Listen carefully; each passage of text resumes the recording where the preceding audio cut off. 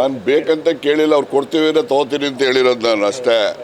ಅವರು ಅಧ್ಯಕ್ಷರಿಗೆ ಕೊಡ್ತೀನಿ ಅಂದರೆ ನಾನು ಆಗ್ಲಿಕ್ಕೆ ಸಿದ್ಧ ಇದ್ದೀನಿ, ಮಂತ್ರಿ ಕೆಲಸ ಬಿಡ್ಲಿಕ್ಕೆ ಸಿದ್ಧ ಇದ್ದೀನಿ ಅಂತ ಹೇಳಿದ್ದೀನಿ ಹೊರತು ನನ್ನ ಅಧ್ಯಕ್ಷನ ಮಾಡಿ ಅಂತ ನಾನು ಎಲ್ಲೂ ಅರ್ಜಿ ಹಾಕ್ಕೊಂಡು ಎಲ್ಲೂ ಕೇಳೋವಂಥ ಪ್ರಮೇಯ ಏನಿಲ್ಲ, ನಾನು ಮಾಡೋದು ಇಲ್ಲ ಅದನ್ನು. ನಿನ್ನೆ ಡಿ ಕೆ ಶಿವಕುಮಾರ್ ಶೃಂಗೇರಿ ಬಂದಾಗ ಯಾರು ನನ್ನ ಪರವಾಗಿ ಮಾತಾಡೋದು ಅಗತ್ಯ ಇಲ್ಲ, ನಾನುಂಟು, ನನ್ನ ಪಕ್ಷ ಉಂಟು, ನನ್ನ ಹೈಕಮಾಂಡ್ ಉಂಟು ಅಂತ ನೇರವಾಗಿ ಹೇಳಿದ್ದಾರೆ. ಅವ್ರ ಅಭಿಪ್ರಾಯ ಹೇಳಿದ್ದಾರೆ,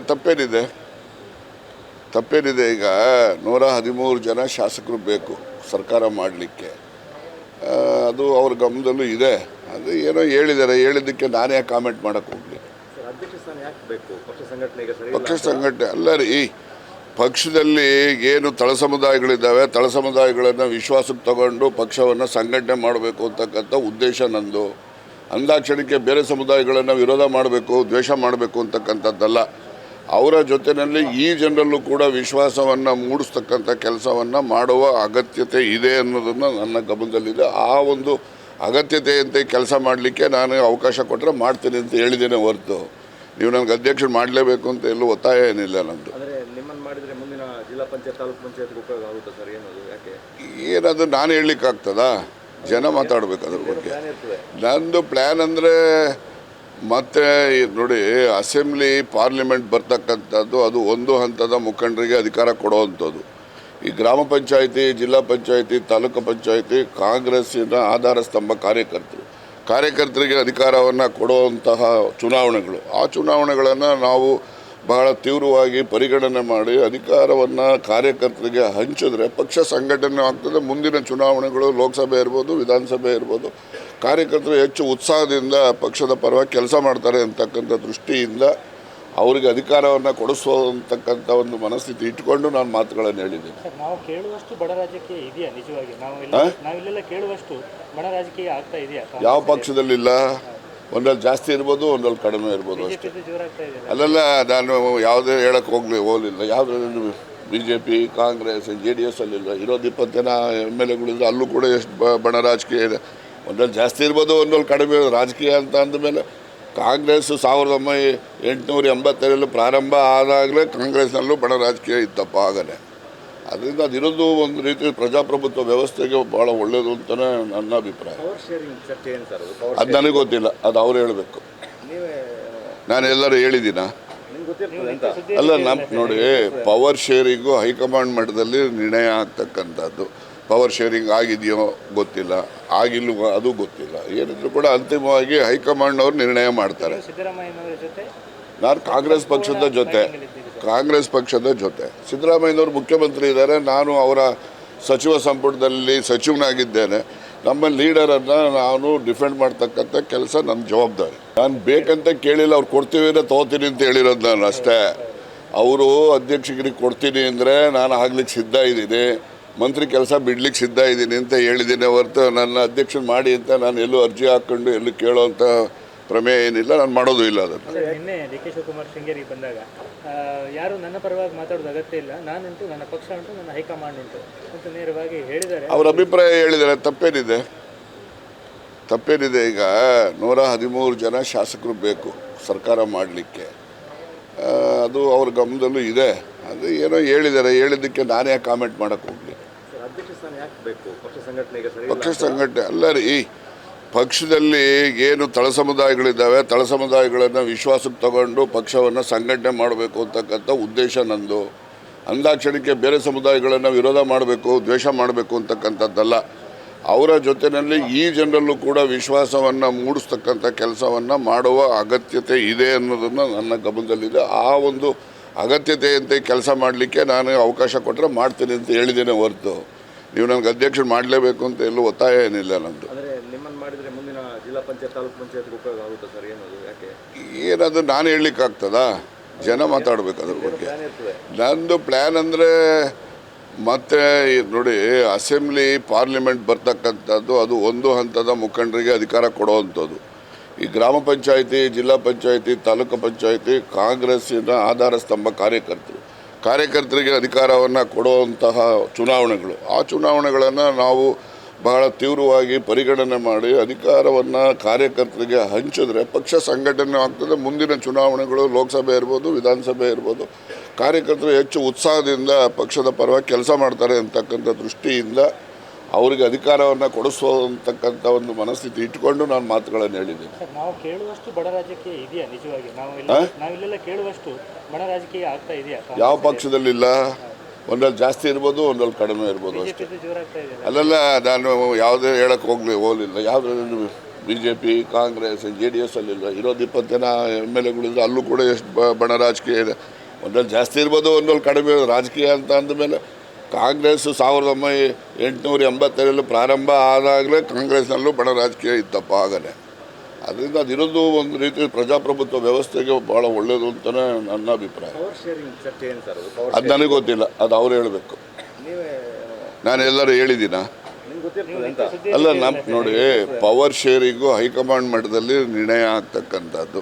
ಪವರ್ ಶೇರಿಂಗ್ ಆಗಿದೆಯೋ ಗೊತ್ತಿಲ್ಲ, ಆಗಿಲ್ವ ಅದು ಗೊತ್ತಿಲ್ಲ. ಏನಿದ್ರು ಕೂಡ ಅಂತಿಮವಾಗಿ ಹೈಕಮಾಂಡ್ನವ್ರು ನಿರ್ಣಯ ಮಾಡ್ತಾರೆ. ಸಿದ್ದರಾಮಯ್ಯನವರ ಜೊತೆ ನಾನು ಕಾಂಗ್ರೆಸ್ ಪಕ್ಷದ ಜೊತೆ ಸಿದ್ದರಾಮಯ್ಯನವರು ಮುಖ್ಯಮಂತ್ರಿ ಇದ್ದಾರೆ. ನಾನು ಅವರ ಸಚಿವ ಸಂಪುಟದಲ್ಲಿ ಸಚಿವನಾಗಿದ್ದೇನೆ. ನಮ್ಮ ಲೀಡರನ್ನು ನಾನು ಡಿಫೆಂಡ್ ಮಾಡ್ತಕ್ಕಂಥ ಕೆಲಸ ನನ್ನ ಜವಾಬ್ದಾರಿ. ನಾನು ಬೇಕಂತ ಕೇಳಿಲ್ಲ, ಅವ್ರು ಕೊಡ್ತೀವಿ ಅಂದರೆ ತೊಗೋತೀನಿ ಅಂತ ಹೇಳಿರೋದು ನಾನು ಅಷ್ಟೇ. ಅವರು ಅಧ್ಯಕ್ಷಗಿರಿಗೆ ಕೊಡ್ತೀನಿ ಅಂದರೆ ನಾನು ಆಗ್ಲಿಕ್ಕೆ ಸಿದ್ಧ ಇದ್ದೀನಿ, ಮಂತ್ರಿ ಕೆಲಸ ಬಿಡ್ಲಿಕ್ಕೆ ಸಿದ್ಧ ಇದ್ದೀನಿ ಅಂತ ಹೇಳಿದ್ದೀನಿ ಹೊರತು ನನ್ನ ಅಧ್ಯಕ್ಷನ ಮಾಡಿ ಅಂತ ನಾನು ಎಲ್ಲೂ ಅರ್ಜಿ ಹಾಕ್ಕೊಂಡು ಎಲ್ಲೂ ಕೇಳೋವಂಥ ಪ್ರಮೇಯ ಏನಿಲ್ಲ. ನಾನು ಮಾಡೋದು ಇಲ್ಲ ಅದನ್ನು. ನಿನ್ನೆ DK ಶಿವಕುಮಾರ್ ಶೃಂಗೇರಿ ಬಂದಾಗ ಯಾರು ನನ್ನ ಪರವಾಗಿ ಮಾತಾಡೋದು ಅಗತ್ಯ ಇಲ್ಲ, ನಾನುಂಟು, ನನ್ನ ಪಕ್ಷ ಉಂಟು, ನನ್ನ ಹೈಕಮಾಂಡ್ ಉಂಟು ಅಂತ ನೇರವಾಗಿ ಹೇಳಿದ್ದಾರೆ. ಅವ್ರ ಅಭಿಪ್ರಾಯ ಹೇಳಿದ್ದಾರೆ. ತಪ್ಪೇನಿದೆ? ಈಗ 113 ಜನ ಶಾಸಕರು ಬೇಕು ಸರ್ಕಾರ ಮಾಡಲಿಕ್ಕೆ. ಅದು ಅವ್ರ ಗಮನದಲ್ಲೂ ಇದೆ. ಅದು ಏನೋ ಹೇಳಿದ್ದಾರೆ, ಹೇಳಿದ್ದಕ್ಕೆ ನಾನು ಯಾಕೆ ಕಾಮೆಂಟ್ ಮಾಡೋಕ್ಕೆ ಹೋಗಲಿ? ಪಕ್ಷ ಸಂಘಟನೆ ಅಲ್ಲ ರೀ. ಪಕ್ಷದಲ್ಲಿ ಏನು ತಳ ಸಮುದಾಯಗಳಿದ್ದಾವೆ, ತಳ ಸಮುದಾಯಗಳನ್ನು ವಿಶ್ವಾಸಕ್ಕೆ ತಗೊಂಡು ಪಕ್ಷವನ್ನು ಸಂಘಟನೆ ಮಾಡಬೇಕು ಅಂತಕ್ಕಂಥ ಉದ್ದೇಶ ನಂದು. ಅಂದಾಕ್ಷಣಕ್ಕೆ ಬೇರೆ ಸಮುದಾಯಗಳನ್ನು ವಿರೋಧ ಮಾಡಬೇಕು, ದ್ವೇಷ ಮಾಡಬೇಕು ಅಂತಕ್ಕಂಥದ್ದಲ್ಲ. ಅವರ ಜೊತೆಯಲ್ಲಿ ಈ ಜನರಲ್ಲೂ ಕೂಡ ವಿಶ್ವಾಸವನ್ನು ಮೂಡಿಸ್ತಕ್ಕಂಥ ಕೆಲಸವನ್ನು ಮಾಡುವ ಅಗತ್ಯತೆ ಇದೆ ಅನ್ನೋದನ್ನು ನನ್ನ ಗಮನದಲ್ಲಿದೆ. ಆ ಒಂದು ಅಗತ್ಯತೆಯಂತೆ ಕೆಲಸ ಮಾಡಲಿಕ್ಕೆ ನಾನು ಅವಕಾಶ ಕೊಟ್ಟರೆ ಮಾಡ್ತೀನಿ ಅಂತ ಹೇಳಿದ್ದೇನೆ ಹೊರತು ನೀವು ನನಗೆ ಅಧ್ಯಕ್ಷರು ಮಾಡಲೇಬೇಕು ಅಂತ ಎಲ್ಲೂ ಒತ್ತಾಯ ಏನಿಲ್ಲ ನಂದು. ಏನದು ನಾನು ಹೇಳಲಿಕ್ಕಾಗ್ತದಾ? ಜನ ಮಾತಾಡಬೇಕು ಅದ್ರ ಬಗ್ಗೆ. ನಂದು ಪ್ಲ್ಯಾನ್ ಅಂದರೆ ಮತ್ತೆ ನೋಡಿ, ಅಸೆಂಬ್ಲಿ ಪಾರ್ಲಿಮೆಂಟ್ ಬರ್ತಕ್ಕಂಥದ್ದು ಅದು ಒಂದು ಹಂತದ ಮುಖಂಡರಿಗೆ ಅಧಿಕಾರ ಕೊಡುವಂಥದ್ದು. ಈ ಗ್ರಾಮ ಪಂಚಾಯಿತಿ, ಜಿಲ್ಲಾ ಪಂಚಾಯಿತಿ, ತಾಲೂಕು ಪಂಚಾಯಿತಿ ಕಾಂಗ್ರೆಸ್ಸಿನ ಆಧಾರ ಸ್ತಂಭ ಕಾರ್ಯಕರ್ತರಿಗೆ ಅಧಿಕಾರವನ್ನು ಕೊಡುವಂತಹ ಚುನಾವಣೆಗಳು. ಆ ಚುನಾವಣೆಗಳನ್ನು ನಾವು ಬಹಳ ತೀವ್ರವಾಗಿ ಪರಿಗಣನೆ ಮಾಡಿ ಅಧಿಕಾರವನ್ನು ಕಾರ್ಯಕರ್ತರಿಗೆ ಹಂಚಿದ್ರೆ ಪಕ್ಷ ಸಂಘಟನೆ ಆಗ್ತದೆ. ಮುಂದಿನ ಚುನಾವಣೆಗಳು ಲೋಕಸಭೆ ಇರ್ಬೋದು, ವಿಧಾನಸಭೆ ಇರ್ಬೋದು, ಕಾರ್ಯಕರ್ತರು ಹೆಚ್ಚು ಉತ್ಸಾಹದಿಂದ ಪಕ್ಷದ ಪರವಾಗಿ ಕೆಲಸ ಮಾಡ್ತಾರೆ ಅಂತಕ್ಕಂಥ ದೃಷ್ಟಿಯಿಂದ ಅವರಿಗೆ ಅಧಿಕಾರವನ್ನು ಕೊಡಿಸುವಂತಕ್ಕಂಥ ಒಂದು ಮನಸ್ಥಿತಿ ಇಟ್ಕೊಂಡು ನಾನು ಮಾತುಗಳನ್ನು ಹೇಳಿದ್ದೀನಿ. ನಾವು ಕೇಳುವಷ್ಟು ಬಡ ರಾಜಕೀಯ ಇದೆಯಾ ನಿಜವಾಗಿ? ನಾವಿಲ್ಲೆಲ್ಲ ಕೇಳುವಷ್ಟು ಬಡ ರಾಜಕೀಯ ಆಗ್ತಾ ಇದೆಯಾ? ಯಾವ ಪಕ್ಷದಲ್ಲಿಲ್ಲ. ಒಂದಲ್ಲಿ ಜಾಸ್ತಿ ಇರ್ಬೋದು, ಒಂದಲ್ಲಿ ಕಡಿಮೆ ಇರ್ಬೋದು ಅಷ್ಟೇ.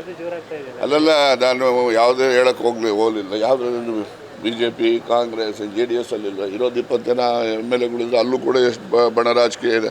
ಒಂದಲ್ಲಿ ಜಾಸ್ತಿ ಇರ್ಬೋದು, ಒಂದಲ್ಲಿ ಕಡಿಮೆ ರಾಜಕೀಯ ಅಂತ ಅಂದಮೇಲೆ ಕಾಂಗ್ರೆಸ್ 1887 ಪ್ರಾರಂಭ ಆದಾಗಲೇ ಕಾಂಗ್ರೆಸ್ನಲ್ಲೂ ಬಣ ರಾಜಕೀಯ ಇತ್ತಪ್ಪ ಆಗಲೇ. ಅದರಿಂದ ಅದಿರೋದು ಒಂದು ರೀತಿ ಪ್ರಜಾಪ್ರಭುತ್ವ ವ್ಯವಸ್ಥೆಗೆ ಭಾಳ ಒಳ್ಳೆಯದು ಅಂತಲೇ ನನ್ನ ಅಭಿಪ್ರಾಯ.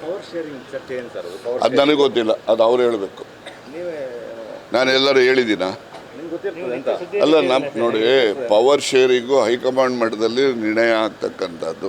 ಪವರ್ ಶೇರಿಂಗ್ ಆಗಿದೆಯೋ ಗೊತ್ತಿಲ್ಲ, ಆಗಿಲ್ವ ಅದು ಗೊತ್ತಿಲ್ಲ. ಏನಿದ್ರು ಕೂಡ ಅಂತಿಮವಾಗಿ ಹೈಕಮಾಂಡ್ನವ್ರು ನಿರ್ಣಯ ಮಾಡ್ತಾರೆ. ಸಿದ್ದರಾಮಯ್ಯನವರ ಜೊತೆ ನಾನು ಕಾಂಗ್ರೆಸ್ ಪಕ್ಷದ ಜೊತೆ ಸಿದ್ದರಾಮಯ್ಯನವರು ಮುಖ್ಯಮಂತ್ರಿ ಇದ್ದಾರೆ. ನಾನು ಅವರ ಸಚಿವ ಸಂಪುಟದಲ್ಲಿ ಸಚಿವನಾಗಿದ್ದೇನೆ.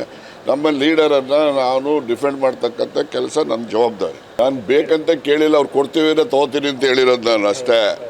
ಅವರು ಅಧ್ಯಕ್ಷಗಿರಿಗೆ ಕೊಡ್ತೀನಿ ಅಂದರೆ ನಾನು ಆಗ್ಲಿಕ್ಕೆ ಸಿದ್ಧ ಇದ್ದೀನಿ, ಮಂತ್ರಿ ಕೆಲಸ ಬಿಡ್ಲಿಕ್ಕೆ ಸಿದ್ಧ ಇದ್ದೀನಿ ಅಂತ ಹೇಳಿದ್ದೀನಿ ಹೊರತು ನನ್ನ ಅಧ್ಯಕ್ಷನ ಮಾಡಿ ಅಂತ ನಾನು ಎಲ್ಲೂ ಅರ್ಜಿ ಹಾಕ್ಕೊಂಡು ಎಲ್ಲೂ ಕೇಳೋವಂಥ ಪ್ರಮೇಯ ಏನಿಲ್ಲ. ನಾನು ಮಾಡೋದು ಇಲ್ಲ ಅದನ್ನು. ನಿನ್ನೆ DK ಶಿವಕುಮಾರ್ ಶೃಂಗೇರಿ ಬಂದಾಗ ಯಾರು ನನ್ನ ಪರವಾಗಿ ಮಾತಾಡೋದು ಅಗತ್ಯ ಇಲ್ಲ, ನಾನುಂಟು, ನನ್ನ ಪಕ್ಷ ಉಂಟು, ನನ್ನ ಹೈಕಮಾಂಡ್ ಉಂಟು ಅಂತ ನೇರವಾಗಿ ಹೇಳಿದ್ದಾರೆ. ಅವ್ರ ಅಭಿಪ್ರಾಯ ಹೇಳಿದ್ದಾರೆ. ತಪ್ಪೇನಿದೆ?